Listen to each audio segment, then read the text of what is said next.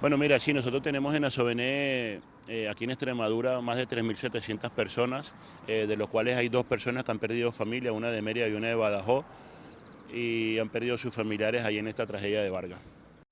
Es complicada, es complicada. Yo lo hablaba con unos amigos empresarios en estos días que tuvieran un poquito de comprensión con ese personal venezolano que hoy trabaja para sus empresas, porque es difícil salir a la calle con una buena actitud, salir a la calle y no estar pendiente del teléfono, ¿no? Esperando ese mensaje, ver esa información. Entonces es un poquito de resiliencia, es un poquito de empatía en estos momentos para con la comunidad venezolana y latina, porque lo sufre un poco más, ¿no? Nosotros tenemos que lavarnos la cara y seguir adelante, pero el corazón todo el mundo lo tiene arrugado. Entonces, un poquito de empatía y un poquito de resiliencia es lo que pedimos en estos días para la comunidad venezolana, no solo de Extremadura, sino de toda España.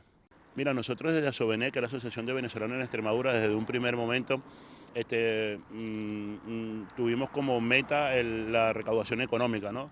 La recaudación de enseres, de puntos de apoyo y centro de acopio siempre ha sido un problema logístico, lo vivimos con la DANA, que estaba aquí mismo dentro de España, y el tema logístico fue uno de los mayores problemas para hacer llegar ese tipo de dotación, imagínate para Latinoamérica.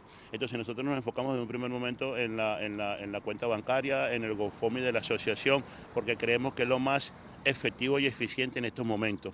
Hay muchas recolectas que están hechas en Madrid que ahora están pidiendo ayuda a empresas logísticas a ver qué hacen con esa recogida.